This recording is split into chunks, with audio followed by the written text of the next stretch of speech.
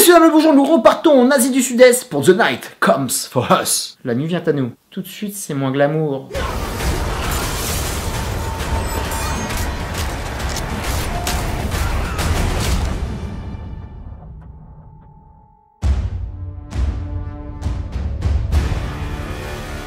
Après The Raid, après Headshot, plus qu'enchanté de retrouver mes potes d'Indonésie. Netflix a eu la bonne idée de nous sortir un film hors de la nuit, comme ça du jour au lendemain. J'arrive, pendant l'épisode de Daredevil, il était là en fond d'écran, juste pour moi. J'ai vu Aiko, j'ai vu Joe, j'étais en sang. Donc petite pause dans ma saison de Daredevil, et j'ai maté ça calmement sur mon canapé. Alors j'avoue, j'ai découvert The Raid au ciné. Ça me fait quand même un peu yesh quand on les verra plus au ciné, ces gars-là. Je pense que c'est mort pour eux. Ils passeront directement sur plateforme, maintenant c'est une production Netflix. Et en plus de ça, un autre truc qui m'embête, on n'aura pas les DVD. Un véritable crève-cœur. En tout cas mon pote, comme d'habitude avec eux, c'était de la bombe. J'ai kiffé.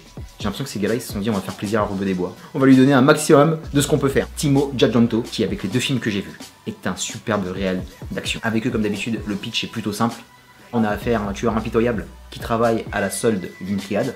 Et monsieur a un petit cas de conscience, donc il décide d'épargner une jeune fille. Mais ça ne va pas être sans danger, car après l'acte d'humanité qu'il a eu, il va être traqué par toute la mafia locale. Alors tout le monde sur le dos le mec, donc ça va être vraiment chaud pour sa gueule. Avant de te parler d'action, on sent qu'ils cherchent à donner plus de consistance à leur film avec une meilleure écriture. Même si celle-ci est maladroite, on en reviendra dans les bémols. Et The Raid à part, je prends juste Headshot, il y a beaucoup plus d'ambition au niveau de la story, même si ce n'est pas son défaut. Et ça les gars, j'approuve cette démarche. On va revenir sur la principale qualité du film, c'est l'action et le gore. Là où c'est très fort, c'est comment ce réalisateur arrive à se renouveler sur chaque scène. C'est impressionnant. On n'a jamais le même gunfight, on n'a jamais le même assaut, on n'a jamais le même combat. C'est un truc de fou. Toute cette variété te fait tourner la tête.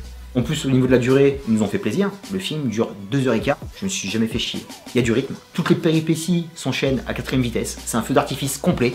Et ils font en sorte de se renouveler dans l'action. Et c'est de la tuerie au sens propre comme au figuré. Parce que cette action, elle est sans filtre. Il y a du gore, de malade touch indonésienne.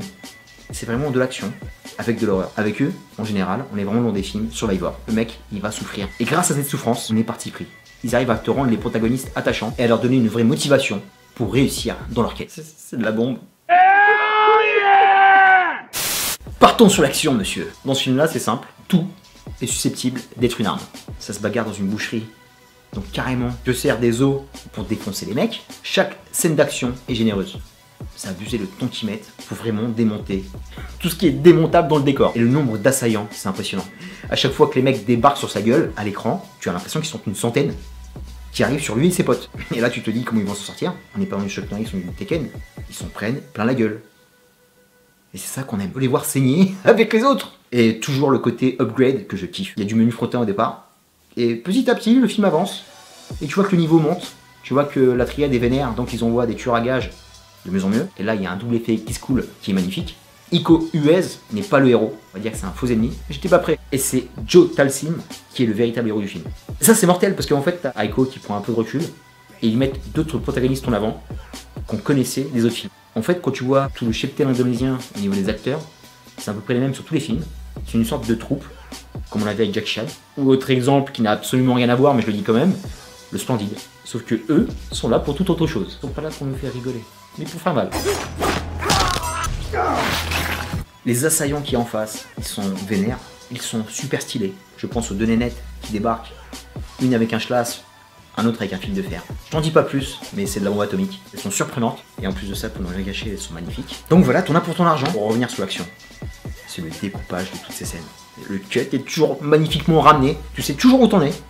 Pourtant, tu vois que les mecs, ils se mangent, je sais pas combien de mecs sur le paletot, que ce soit en pied-point, que ce soit avec des schlass, avec des guns. La scène avec les cubs dans le camion, c'est un truc de fou. Les caméras embarquées, les travelling, vus à la première personne, partout où la caméra peut aller, il te donne une scène d'action. La chorémétrie aussi qui est magnifique, les lieux choisis, la petite cité dans laquelle il y a un assaut de ouf qui dure je sais pas combien de temps, part de l'appartement dans les étages qui descend jusqu'au parking, c'est total orgasme.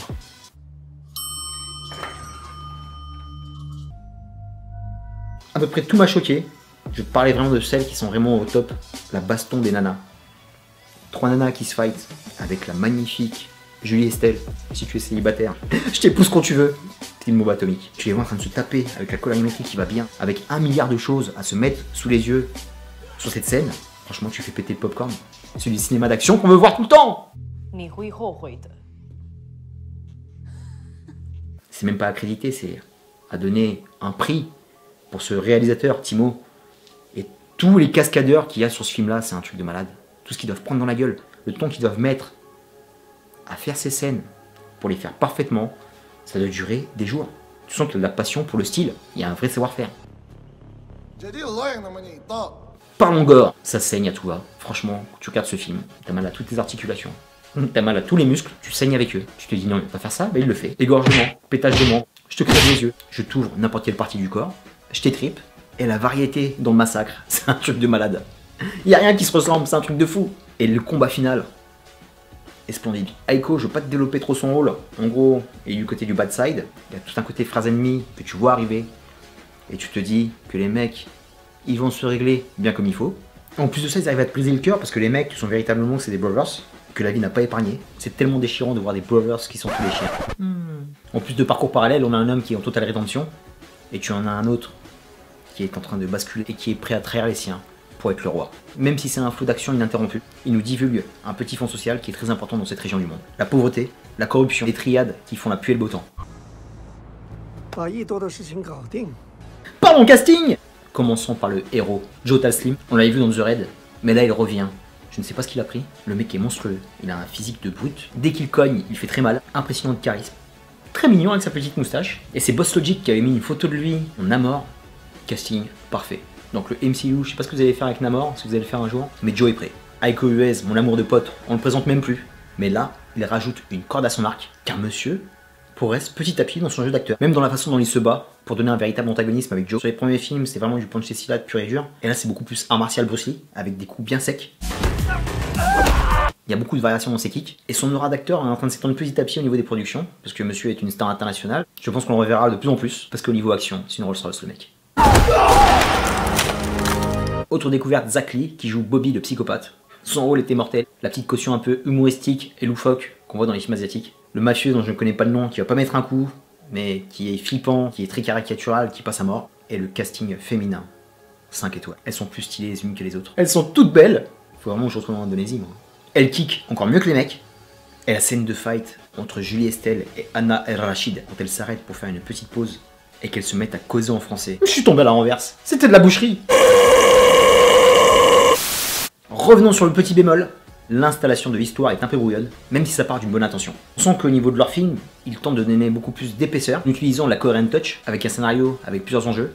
On voit que le background s'installe petit à petit, et tu raccroches tous les wagons dans le dernier tiers. C'est un peu maladroit, je te l'accorde. Il n'y a pas la même maestria que la Corée du Sud, mais je pardonne ce petit grief, parce qu'il est tenté avec une ambition d'évolution, qui j'espère sera gommée dans la prochaine production, messieurs. Et en plus, il y a une ambition internationale, parce que c'est pas vraiment un film qui se passe comme Indonésie, il y a une petite partie à Macao.